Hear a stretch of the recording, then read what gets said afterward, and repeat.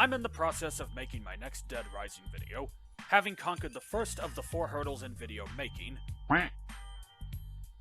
But my friend is achievement hunting in the first Dead Rising, and he wants some help getting Frank the Pimp.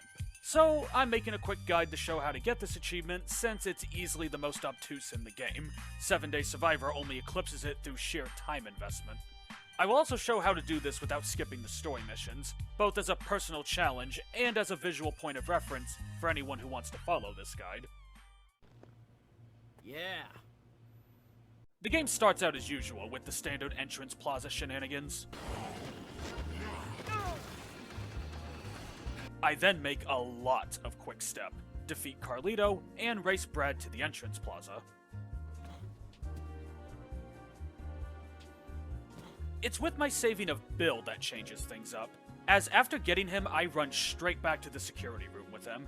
I also end up doing Kent's side quest in order to keep myself on schedule. It's a nice point of reference.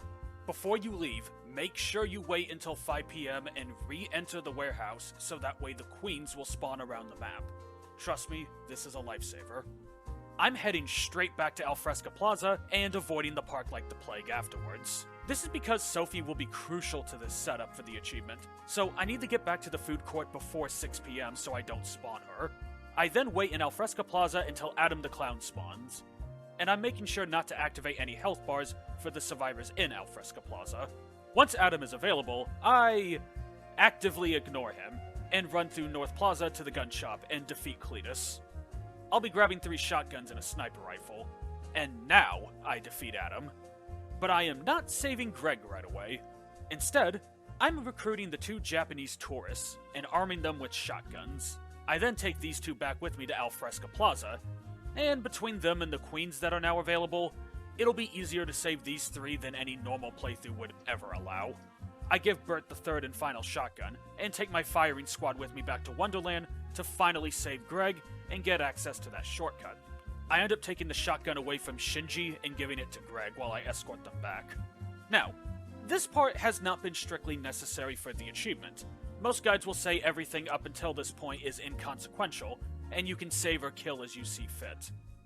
But there's a reason I'm instructing you to do all this.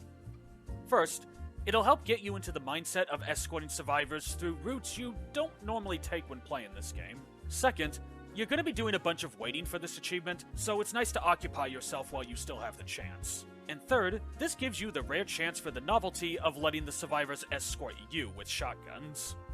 After getting these clowns back to safety, the big challenge now is just avoiding Leisure Park until the right time. So I use the shortcut to get to Dave in North Plaza and bring him back. After that, I use my remaining time to stock up on quick steps, with a few untouchables and a nectar, just in case. After triple booking the small chainsaw as well, I head back and wait for the story to continue. I use my stockpile of mixed drinks and my unbreakable small chainsaw to make quick work of the entirety of Case 2. And I save Tanya and Ross while I'm over there. Some people actually elect to save Sophie right away, and instead isolate Tanya and Ross for the start of the achievement. If Ross gets onto the platform and you enter the safe house before Tanya joins him, she'll be waiting for you outside and she will count towards this achievement. But the absence of Ross can make her AI a little erratic, so I'm not going for that. Now, it's important to do everything I just said with Case 2 as soon as possible, as you don't want any survivors spawning on you during this process. So I use the shortcut to Wonderland Plaza and take the long way to the gun shop to arm myself, and then deal with Cliff. Sadly, I can't save his hostages for this run, so run in, activate their health bars, and grab the survival book, then leave. I can finally save Sophie and use the guns from the gun shop to deal with the convicts.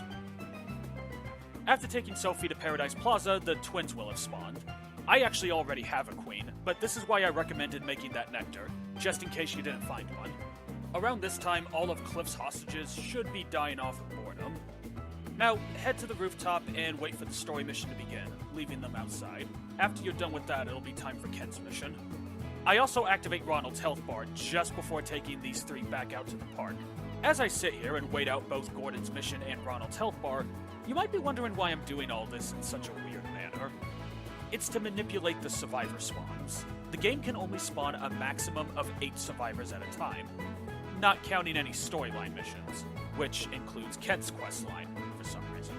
and the two twins only have a 4-hour window, 20 minutes real time, to be saved. If I went out of my way to track down both Gordon and Cliff's hostages to make sure they died on time, I could very well take too long to get back to them. And that's keeping in mind that Cliff himself can potentially take a while in the best case scenario. And I need to have 4 empty slots when it strikes noon on the second day for Joe and our hostages to spawn. But I also need to have exactly 1 slot available by 1 p.m. so the cult, and only the cult, will spawn. That's because Nick and Sally spawn at the same time as Jennifer, and taking too much time to track down Gordon and them can really mess with those spawns. And if I had less than 4 slots by noon and it took me more than 5 minutes to kill the needed survivors to make space, the hanging duo would spawn instead of Joe and her hostages. And as if that wasn't enough, Frank will always teleport to the park entrance doors for the cult mission, but the survivors don't.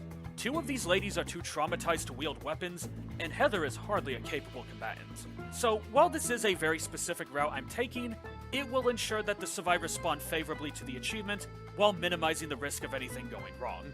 Once Gordon's mission expires, head back in and deal with the cult. Keep an eye on the 3 you brought in, as they might run up to the cult to see if they're friendly survivors or run away in fear. Once your 3 ladies are calm and collective, eviscerate. Follow me! No way! Because I'm going for the story mission still, I have to head back to the security room, but I don't let the 4 ladies in with me. It does give me a chance to show you how to escort survivors with the cult around, tell them to sit in the corner, and let the adult in the room deal with things. Once there's no cultists on the route you need to take them, then they're free to follow you. Save before entering Wonderland Plaza, since it's very possible to lose one of your survivors here. Go!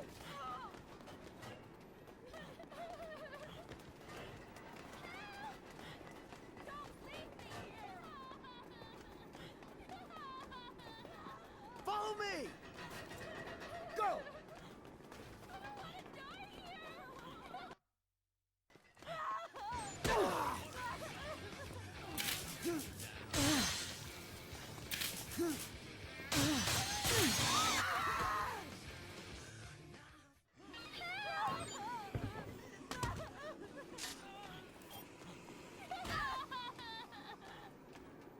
Are you all right? Thanks. Thank you. Are you all right? Thank you very much. Are you all right?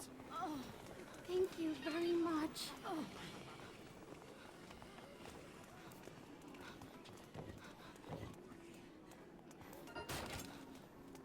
Are you all right? Thanks. What are you thinking?